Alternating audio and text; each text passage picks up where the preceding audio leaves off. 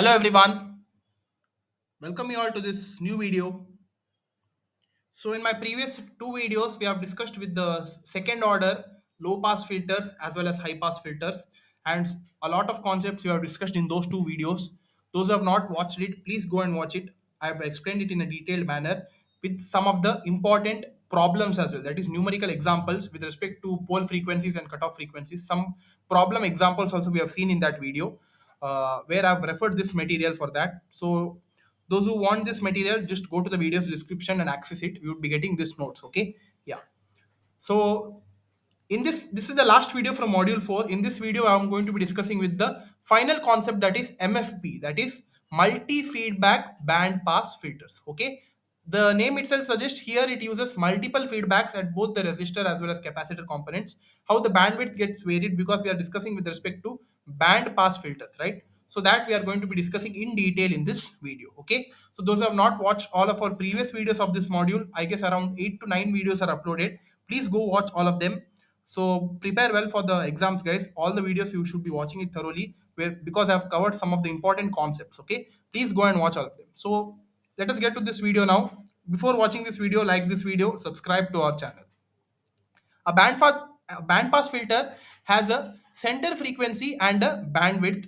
Recall the basic equations for a band pass response. That is in the first video of active filters. We have discussed with some of the uh, basic equations with respect to band pass response. Right. In that we are having one parameter called as bandwidth, and that bandwidth is defined as upper cutoff frequency minus lower cutoff frequency, right? So that is f2 minus f1, and the mid frequency f0 is the square root of both the frequencies, okay, f1 f2, and we know that q is equal to f0 divided by bandwidth. Okay, so these are the general equations with respect to band pass filters which we have already discussed it. Okay, now here with respect to that, we could be simply categorizing the band pass filters into narrow band filter and wide band filter. Okay, so that we are going to be discussing in this video. So here with respect to that, some parameters are mentioned here. So you see here, one is when q is less than 1, the filter has a wide band response. In this case, a band pass filter is usually built by cascading low pass stage with high pass stage. Okay, so when we do the cascading of low pass and high pass stages together, we would be getting this condition of wide band response. Okay, that is when q is less than 1. For a wide band response, the value of q is always less than 1. But when q is greater than 1, the filter has a narrow band response and a different approach is used. Okay, firstly, we'll discuss for the first case when q is less than 1, how the wide band filter is used.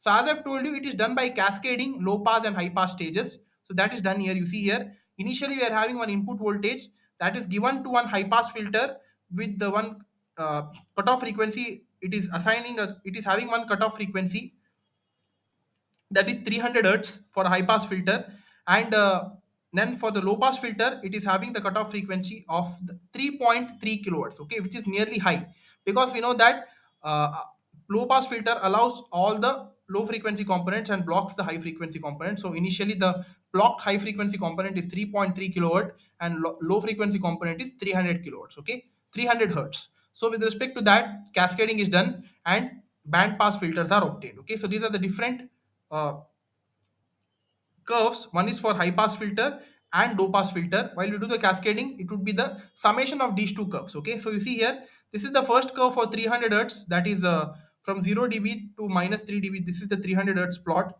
Okay, this is the constant line. Plus for the 3.3 kilohertz, this would be getting dropped here. And if you do the addition of these two curves, you would be getting one curve for band pass filter. Okay, and this is the region where the bandwidth is obtained, and these are the high frequency and low frequency components. This is called as upper cutoff frequency and lower cutoff frequency. Okay, so this is wide band filter.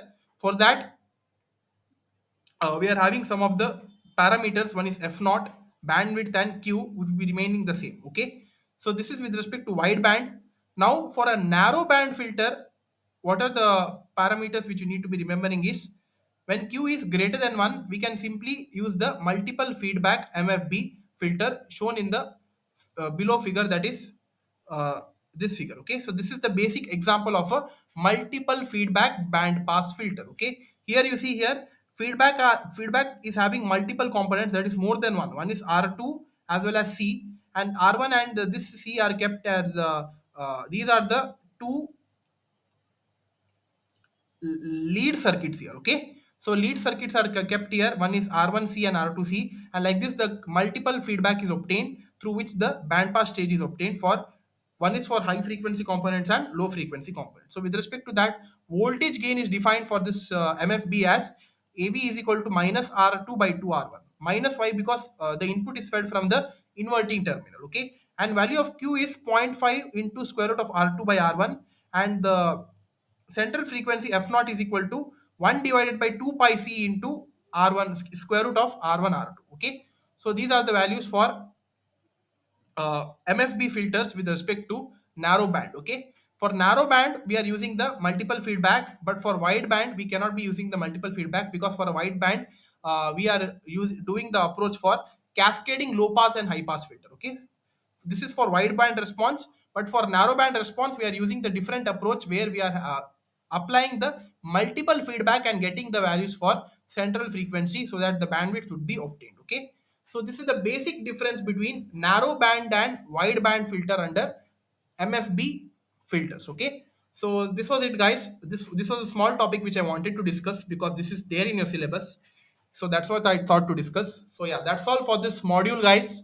We have discussed around 10 videos, I guess, which are very important ones. I have not stretched the videos. All the videos I've kept it short, around under 10 minutes, so that while you watch the videos you won't be getting bored and you would be understanding more of the concepts with practical examples. Okay, so in these videos I've discussed some of the examples as well with respect to different amplifier circuits, which are very important ones.